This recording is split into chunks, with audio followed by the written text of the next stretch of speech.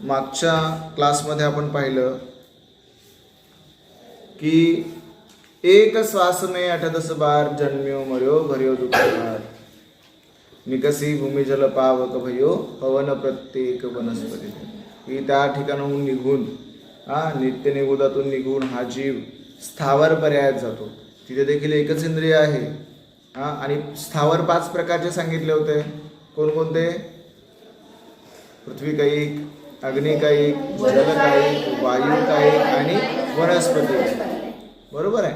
अशा 5 स्थावरांची आपण चर्चा केली. त्यानंतर 6वा छंद पहा. तिर्यंच्या गतीमध्ये त्रस पर्यायाची दुर्लभता व त्यातील दुःख. आता एवढं पहिले एकेंद्रिय पर्याय धारण केली. तो नित्य निगुदामध्ये कितीतरी अनंत काळापर्यंत राहिला. त्यानंतर असा काही योग बनला की तो त्या ठिकाणाहून निघून निकसी भूमी जल पावक भयो पृथ्वी कायिक, अग्नी कायिक, वायू कायिक, जल कायिक आणि वनस्पती कायिकमध्ये त्याने जन्म घेतला. मग त्यानंतर इथं स्थावर जीव, संसारी जीवांचे 2 भेद पाहिले आपण. स्थावर जीव आणि दुसरा भेद आहे त्रस जीव. कोणकोणता? स्थावर जीव आणि त्रस जीव. त्रस जीव म्हणजे काही तर काय दिले आपल्या तिर्यंच्या गतीमध्ये त्रस पर्यायाची दुर्लभता. तिर्यंच्या गतीमध्ये त्रस पर्याय मिळणं किती दुर्लभ आहे. दुर्लभ, लभ म्हणजे मिळणे आणि दूर म्हणजे कठीण. मिळणे किती कठीण आहे ते आपल्याला छंदामध्ये पाहायला मिळणार आहे. कळलं? पहा, एकदा वाचून घेऊ. दुर्लभ लही ज्यो चिंतामणी त्यों पर जाय लही त्रसतणी लट पिपील अली आदि शरीर धर धर मर्यो सही बहुपी. काय म्हटलं की दुर्लभ लही ज्यो चिंतामणी. ज्यो म्हणजे ज्या प्रकारे चिंतामणी रत्न प्राप्त होणं खूप कठीण आहे. चिंतामणी रत्न माहिती आहे काय असतं? चिंतामणी रत्न ज्याच्याकडे आहे त्याच्या सगळ्या चिंता मिटून जातील. त्याला कुठल्याही प्रकारचा दुःख होणार नाही. जी इच्छा केली ती पूर्ण. चिंतामणी, जे चिंता करणार, जे चिंता आपल्याला होईल त्या चिंतेचं निराकरण होणार. तर असं ते चिंतामणी रत्न प्रत्येकाजवळ आहे का? कुणाकडे दिसत नाही. मग ते प्राप्त होणं किती कठीण आहे. एखाद्याजवळ ते जर का रत्न असेल तर तो किती आपण म्हणून घ्या की भाग्यशाली आहे बाबा, त्याच्याकडे चिंतामणी रत्न आहे. कारण काय की त्याचं मिळणं कठीण आहे. प्रत्येकाजवळ ती वस्तू आहे का? आणि जी वस्तू प्रत्येकाकडे नसते तिचं महत्व असते की नाही? निश्चित रूपाने त्याचं महत्व असते. प्रत्येकाकडे हेलिकॉप्टर आहे का? कुणाकुणाकडे आहे. आता हेलिकॉप्टरचं महत्व आपल्याला जाणवतं की नाही? आपण एखादा जर का आवाज आला हेलिकॉप्टरचा, आपण काय म्हणतो, अरे पहा हेलिकॉप्टर चाललाय, आणि सगळे त्या हेलिकॉप्टरकडे पाहायला लागतात. विमान प्रत्येकाकडे आहे का? विमान प्रत्येकाकडे विमान नाही आहे. छोटे नाही म्हणत खेळण्यातल्या, चाबी दिली की पळायला, तेवाले विमान नाही, त्यात बसून जायचं. आणि वरतून जर का जाताना दिसलं आपल्याला, आपण एकदम आश्चर्य पाहतो की अरे किती पहा किती मोठं दिसतंय. दिसते आपलं छोटंच, परंतु खालून जातं त्यामुळं तरी पण आपल्याला वाटतं की नाही खूप मोठं दिसायला लागलंय, आणि आपण कुतूहलाने पाहतो.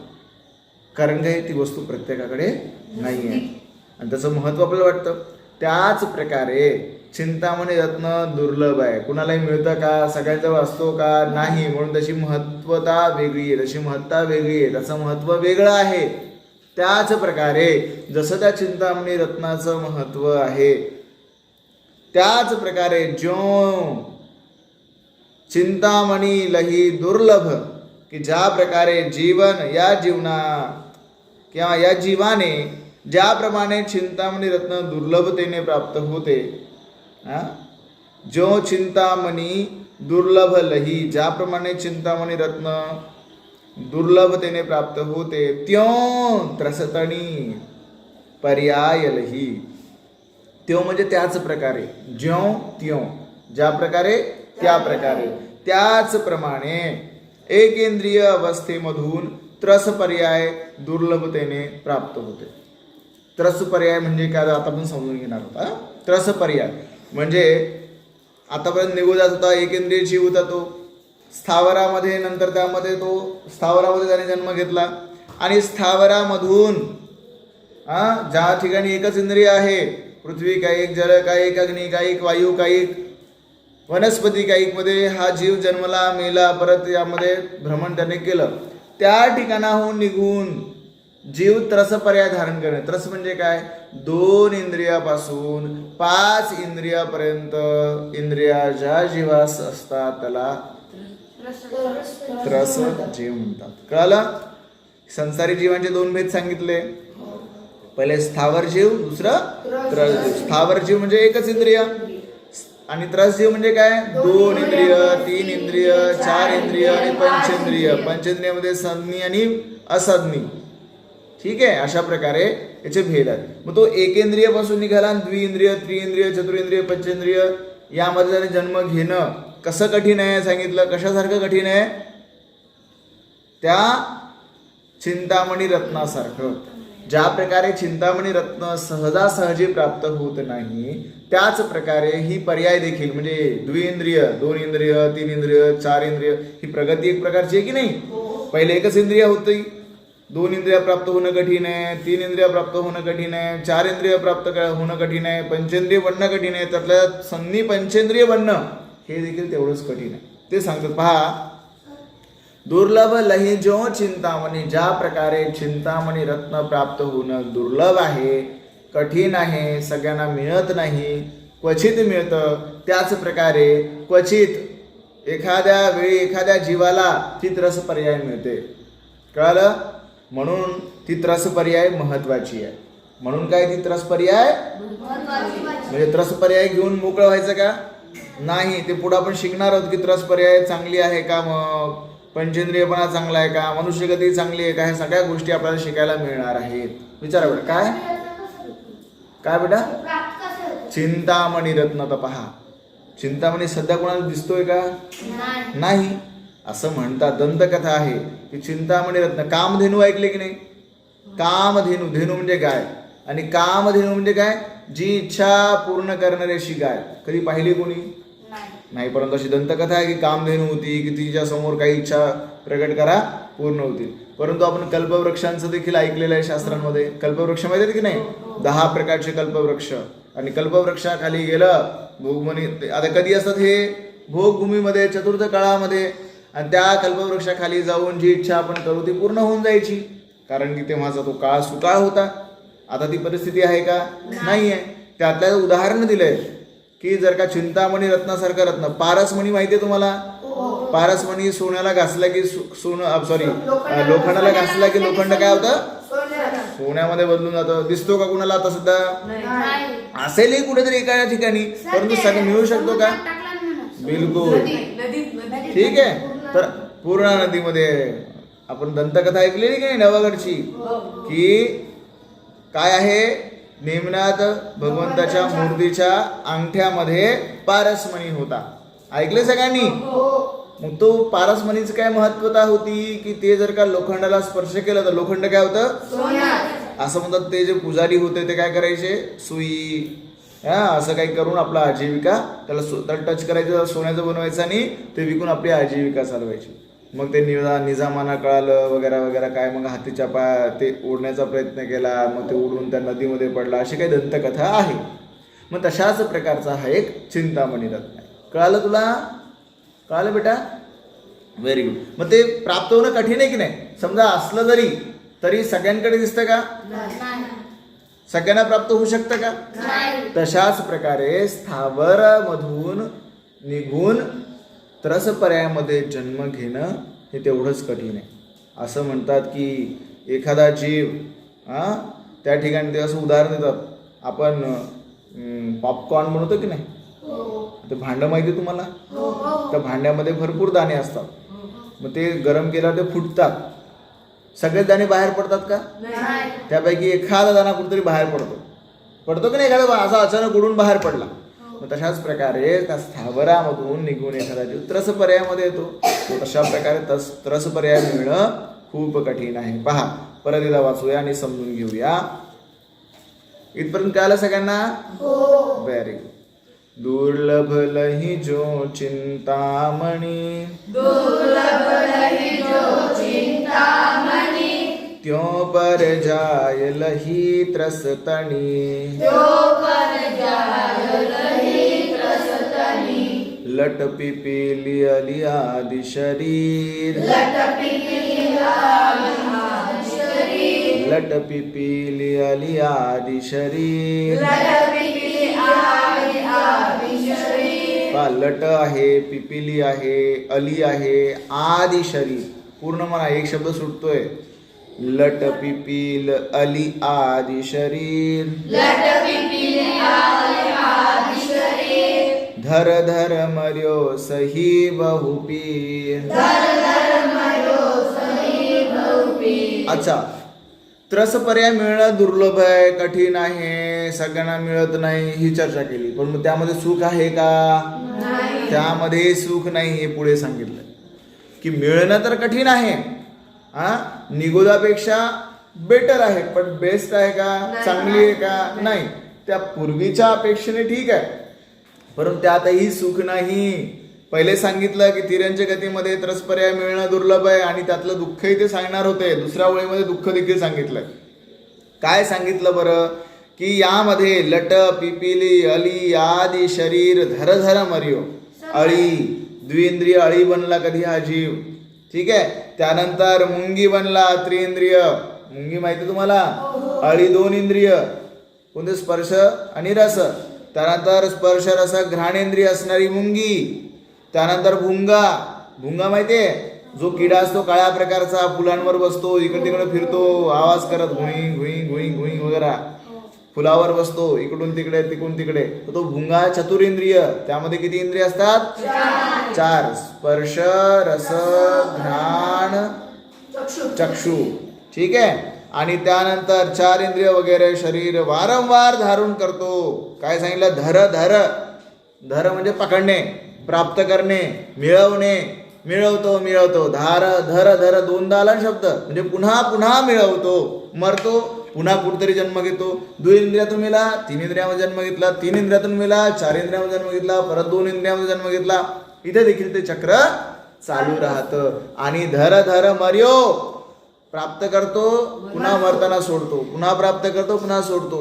आणि असं धरून सोडून जन्म घेऊन मृत्यू होऊन बहुपीर सही. सही म्हणजे सहन करणे, अतिशय दुःख.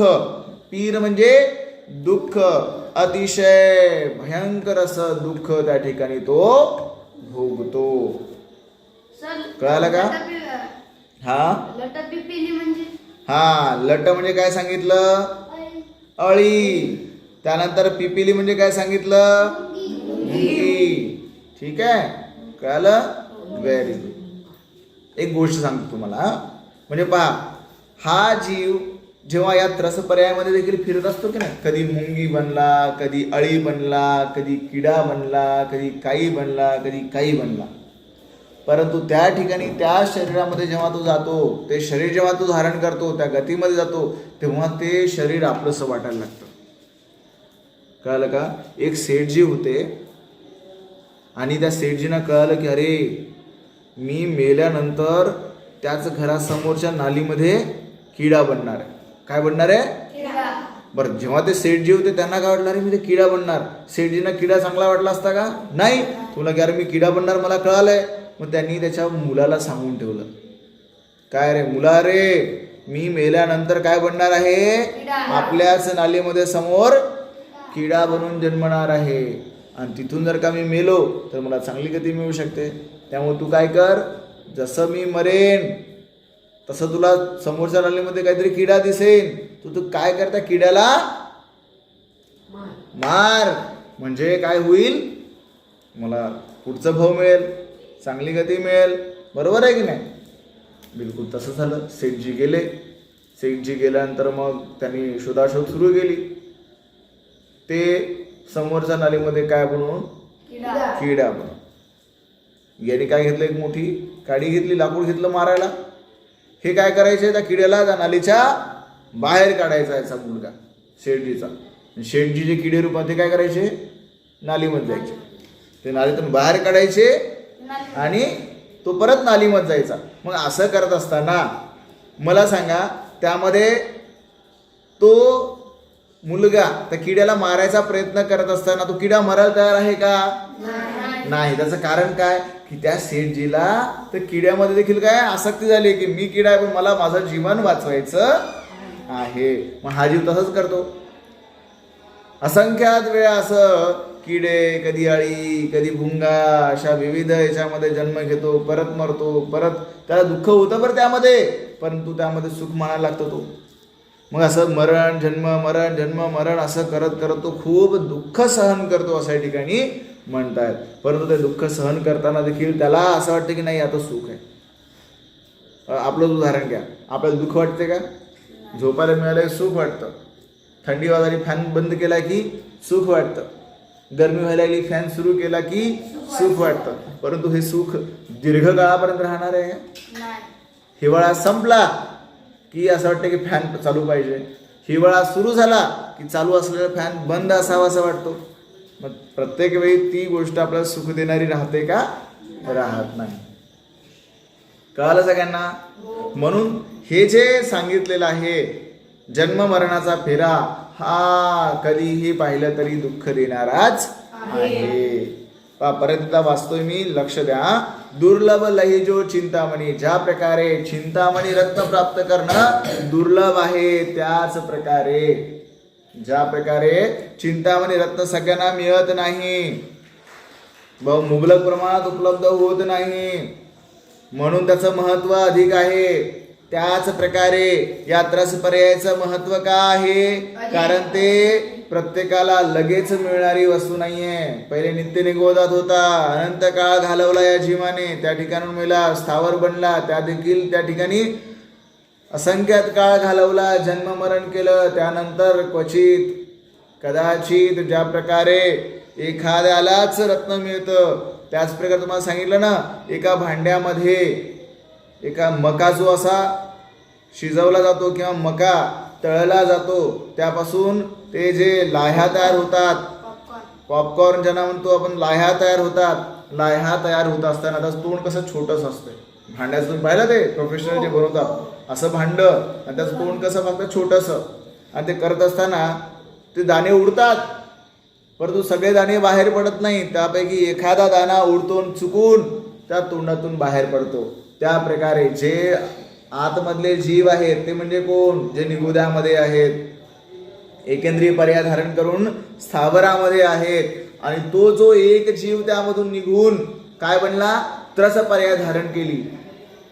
तर तो एक निघणारा, त्याला जी त्रस पर्याय मिळणार आहे, मग ती दुर्लभ आहे की नाही आहे? महत्वपूर्ण आहे की नाही आहे? म्हणजे त्याला एक चान्स मिळालाय की आता तू दुसऱ्या पर्यायामध्ये गेला आहेस. 2 इंद्रियापासून तुला समोरचे इंद्रिय असणारं शरीर मिळालं. आता तरी प्रयत्न आपण करायला पाहिजे. परंतु त्याला काय करायला पाहिजे? स्वतःचं हित कुठे आहे, आत्म्याचं हित कुठे आहे ते माहिती आहे का? 2 इंद्रियापासून 3 इंद्रियापर्यंत, 4 इंद्रियापर्यंत, पंचेंद्रिय जरी झाला आणि संज्ञी नसेल, मन नसेल, समजण्याची ताकद नसेल, तर तो आत्मकल्याण करू शकेल का? नाही करू शकत. म्हणून तिर्यंच्या गतीमधून मोक्ष होतं का? कारण की तेवढी योग्यता बनत नाही. संज्ञी जरी झाला, त्याला उपदेश कळाला जरी, आपण पाहिलं ना महावीरांची पर्याय, पूर्व पर्याय कशाची होती? सिंहाची होती. माहिती आहे सगळ्यांना? सिंहाची असताना कुत्रा तिर्यंच्या गतीमध्ये. जेवढे प्राणी आहेत की नाही, किडा, मुंगी, अळी प्राणी, सगळे घोडा, हत्ती, बैल, सगळे तिर्यंच्या गतीतले. कारण की तो संज्ञी आहे. जसं मी तुम्हाला तेच उदाहरण देतोय की महावीर भगवान पूर्व पर्यायामध्ये काय होते? सिंह होते, आणि त्यांना गुरुने दिलेला उपदेश समजला, कळालं. म्हणजे त्यांना गुरूंचा उपदेश कळाला, सम्यक दर्शन झालं, तेव्हापासून त्यांनी मांसाहार सोडून दिला. असं होतच नाही. बऱ्याच तुम्ही प्रथमानेवच्या गोष्टी जर का वाचाल तर तुम्हाला कळेल की तिर्यंच्या गतीमध्ये देखील आत्मज्ञानाच्या गोष्टी कळू शकतात. कारण की जे संज्ञी पंचेंद्रिय जीव असतात, त्या संज्ञी पंचेंद्रिय जीवाला भलेही तो तिर्यंच्या गतीमधला का असेना, त्याला सम्यक दर्शन होऊ शकतं, त्याला आत्मकल्याणाची गोष्ट कळू शकते. कळालं का? आणि तिर्यंच्या गतीमधून जीव देवगतीमध्ये जात नाही असं नाहीच आहे. आणखी एक गोष्टी ऐकली का तुम्ही गोष्ट? एक सेठजी होता, तो तप करत असताना पाण्याची इच्छा करतो, पाणी मिळत नाही म्हणून तो तिथेच मरतो. मरून तो बेडूक म्हणून जन्माला येतो. तो बेडूक तेवढंच काय होतं, महावीर भगवंताचं समूहशरण लागलेलं असतं. त्याची इच्छा असते तो समूहशरणात जाऊन दिव्यध्वनी ऐकायची आणि तो जात असतो क्षणादाशीत स्वर्गी. तुम्ही महावीराष्टक सूत्रामध्ये पहा, तुम्ही त्यामध्ये दिलेलं आहे क्षणादाशीत स्वर्गी प्रकट न परो भानो युवे. ते असे जे त्यामध्ये ती गोष्ट सांगितलेली आहे की जात असताना काय होतं, त्यावर हत्तीचा पाय पडतो, तो त्याच ठिकाणी मरतो, जाऊन देवलोकामध्ये जन्म घेतो. आणि तो हत्तीने इंद्र पोहोचण्या, तो राजा पोहोचण्याच्या आधी हा जो जीव आहे कोणत्या गतीतला, पहिले काय होता, तो बेडूक होता, तिर्यंचे होता, देवगतीमध्ये जाऊन जन्म घेतला आणि लगेच कुठे जाऊन हजर झाला, तो समूहशरणामध्ये दिव्यध्वनी ऐकण्यासाठी. दिव्यध्वनी आपण वीर शासन जयंती साजरी केली की नाही? वीर शासन जयंतीच्या दिवशी सांगितलं होतं तुम्हाला की ओमकारमयी दिव्यध्वनी असते. ओमच्या रूपाने दिव्यध्वनी प्रस्फुटित होते, प्रत्येकाला प्रत्येकाच्या भाषेमध्ये समजते. आजकाल तुम्ही पाहत असाल संसदेमध्ये काय होतं, एखादा जर का तमिळनाडूचा असेल, तमिळ भाषेमध्ये काय बोलत असेल, एखादा कर्नाटकचा असेल, कन्नड भाषेमध्ये जर काय बोलत असेल तर ट्रान्सलेटर बसवलेले असतात. म्हणजे आपण ते कानाला लावलं तर ती मशीन काय करते, कन्नड भाषेतलं हिंदीमध्ये किंवा मराठीमध्ये ट्रान्सलेट करून मराठी व्यक्तीला ऐकवते. इंग्लिश बोलणारा एखादा व्यक्ती पण इंग्लिश समजत नाही एखाद्याला, आणि ते ट्रान्सलेशन काय करते, ट्रान्सलेटर इंग्लिशचे शब्द मराठीमध्ये कन्वर्ट करते, आपल्याला मराठीत ऐकवते. एखादा व्यक्ती चायनाला गेला, परंतु चायनावाल्याची भाषा आपल्याला समजत नाही, चायनीज एखादा आहे, ती लँग्वेज आपल्याला कळत नाही, परंतु असं ट्रान्सलेशन बनलंय की ट्रान्सलेटर त्याची भाषा आपल्याला त्या ट्रान्सलेशन थ्रू ट्रान्सलेट होऊन आपल्या भाषेमध्ये ऐकायला मिळते. तशाच प्रकारे आपली पण त्यांना ऐकायला मिळते, त्यांना कळते. तर तशाच प्रकारे जेव्हा भगवंतांची दिव्यध्वनी फिरते, दिव्यध्वनी प्रस्फुटित होते, ओमकार स्वरूपी असते, तर प्रत्येकाला ते जे सांगतायत ते कुणाकुणाला मराठीवाल्या मराठीमध्ये कळणार, हिंदीवाल्याला हिंदीमध्ये कळणार, इंग्रजीवाल्याला इंग्रजीमध्ये कळणार, ही अशी योग्यता त्यांच्या भाषेमध्ये असते. आणि गंधर्व काय करतात, त्या ओंकारमयी दिव्यध्वनीचा अर्थ आपल्याला सांगत असतात. आणि आपल्याला पुढच्या जन्मात काय होणार, मागच्या जन्मात काय होणार कसं कळते? हा, ते आपल्याला आता नाही कळत. आता समजा मी जर का डोळे लावून बसलो, हा मी या जन्मात हे होतो, मला कळतं का? नाही कळत. तुम्हाला कळतं का? नाही. ज्या पूर्वभावाचं ज्ञान कधी होईल, अवधी ज्ञान असेल तर, एखाद्या वेळी जर का सुअवधी असेल तर जे आहे ते दिसतं, नाहीतर नरकामध्ये आपण ती पुढे चर्चा करणार आहोत. नरगतीमध्ये गेलं तर काय होतं की आई दिसते, परंतु काजळ घालताना जी आई आहे ती अशी दाखवली जाते की ती आपला डोळा बाहेर काढते, कारण काय ती कुअवधी आहे. एखाद्याला जर का पूर्वभावाचं ज्ञान झालं असं अवधी ज्ञानाने होऊ शकतं, बरोबर आहे. त्याचे भेद वगैरे आपण पुढे क्रमाने पाहणार आहोत. आता कारण की तीर्थंकर नाही, तीर्थंकरांचं समूहशरण रचना होते की नाही, दिव्यध्वनी तीर्थंकरांची होते. पंचम काळामध्ये तीर्थंकर नाही आहेत, इथं नाहीत बरं का, भरत क्षेत्रामध्ये. आणि मग महावीर भगवान आधी सिंहाच्या रूपात होते ना, तर त्यांना कसं काय कळलं मग? कारण ते सौम्नी पंचेंद्रिय, आता ते सांगितलं की नाही, जर का सौम्नी पंचेंद्रिय असतील तर गुरुचा उपदेश त्यांना कळेल आत्मकल्याणाचं. सौम्नी पंचेंद्रिय म्हणजे काय, आता पुढे आपल्याला पाहिजे बहु पंचेंद्रिय पशुभयो, पुढे पुढे येणार आहे आपण, त्यामध्ये सौम्नी पंचेंद्रिय म्हणजे काय हे आपण शिकणार. निगोधमध्ये सांगितलं पण अनंत वेळा सुरुवातच आपली तिथून होते, बरोबर आहे, कर्माच्या उद्यान. निगोधामध्ये परत आपण एकेंद्रिय बनवू शकतो, हो की नाही. आपल्या आपल्या परिणामांच्या हिशोबाने आहे. जसे परिणाम त्याचे सांगितलं, जसे परिणाम होतील, जसे भाव होतील, जसं आपण कर्मबंध आपल्याकडून होतील, त्या त्या पद्धतीने आपल्याला पुढच्या गती मिळत असतात. कळलं सगळ्यांना? Very good. सगळ्यांना समजताय ना नक्की? आवाज नाही आला, कळते सगळ्यांना? काही कळालं नाही तर विचारायचं असं, ठीक आहे. पहा, इथपर्यंत कळालं सगळ्यांना? दुर्लभ लही जो चिंतामणी, म्हणजे ज्या प्रकारे चिंतामणी रत्न मिळणं कठीण आहे, त्याच प्रकारे काय मिळणं कठीण आहे? त्रस पर्याय मिळणं कठीण आहे. त्रस पर्याय म्हणजे काय सांगितलं?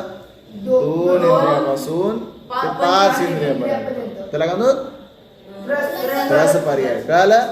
म्हणलं दुर्लभ लही जो चिंतामणी त्यो पर्याय लही त्रसनीचा अर्थ कोण सांगणार बरं? या ओळीचा अर्थ कोण सांगणार आहे? सांगा, सोपाच आहे. हा सांगा. दुर्लभ लही जो चिंतामणी. चिंतामणी रत्न जसं हे काय दुर्लभ आहे, मिळणं दुर्लभ आहे, दुर्लभ आहे, हा. तसं हा त्रस पर्याय मिळणं पण दुर्लभ आहे. त्याच प्रकारे त्रस पर्याय मिळणं पण दुर्लभ आहे, मिळणं कठीण आहे. सांगा सांगा, काही नाही, तेच सांगायचं. ज्याप्रमाणे चिंतामणी रत्न दुर्लभतेने प्राप्त होते, त्याप्रमाणे एकेंद्रिय अवस्थेमधून त्रस पर्याय दुर्लभतेने प्राप्त होते. Very good, very good.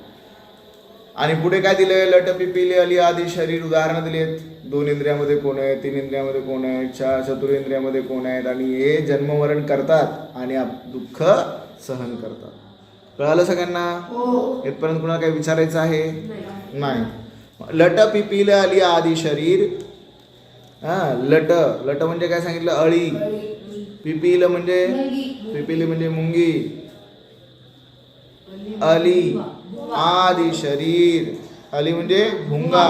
असे आदी अनेक शरीर धारण करतो. पुन्हा लट म्हणजे काय? अळी. जी 2 इंद्रिय जिला आहे. 2 इंद्रिय कोणकोणते क्रमाने? स्पर्शेंद्रिय, रसनेंद्रिय. पिपिली म्हणजे कोणकोणते इंद्रिय? स्पर्शेंद्रिय, रसनेंद्रिय, घ्राणेंद्रिय.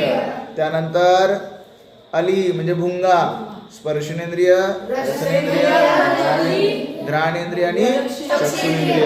आता पंचेंद्रियाचं उदाहरण तर नाही दिलं. पंचेंद्रियचं उदाहरण आपल्याला पुढच्या छंदामध्ये पाहायला मिळणार आहे. आणि धर धर मर्यो. दुःख कशाचं आहे बरं तिथं? की ते मला सांगा, अळी होणं, किडा होणं, भुंगा होणं, मुंगी होणं, हे ग्रेटनेस आहे का? उत्कृष्ट अवस्था आहे का? नाहीच आहे. जन्ममरणाचं तर दुःख आपल्याला मनुष्यगतीमध्ये देखील होतं. तशाच प्रकारे तिथली आयु कमी आहे, जीवनकाल कमी आहे, आणि लवकर जन्ममरण होत राहतं.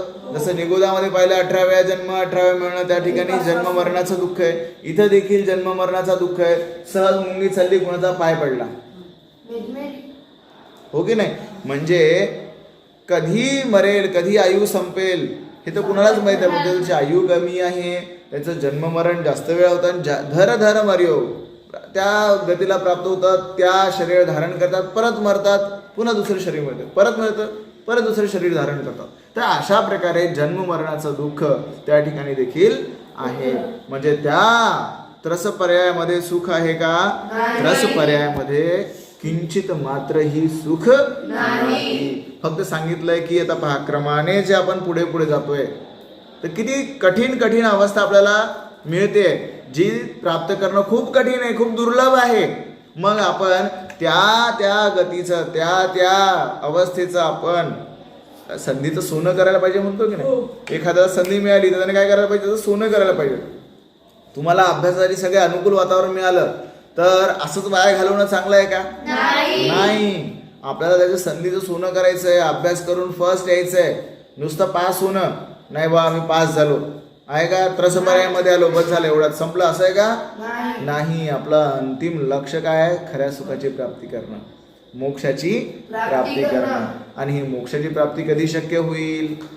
जेव्हा आपण संगी पंचेंद्रिय बनवून, मनुष्य बनवून ह्या सगळ्या गोष्टी समजून घेऊ. आपण तर मनुष्य आहोतच. एकमेव मनुष्यगती अशी आहे की जिथून आपण मोक्षाला जाऊ शकतो. बरोबर आहे की नाही? मनुष्यगती जंक्शन आहे. मग आपल्याला संधी मिळाली की नाही काहीतरी करण्याची, मग आपण असंच जीवन व्यर्थ घालवल्यावर कसं होईल? मग ते स्टेप बाय स्टेप अभ्यास करणंही आपल्या हातात आहे. अभ्यास करणं सगळ्यात महत्वाचं आहे की नाही? त्याशिवाय प्रथम येणार नाही.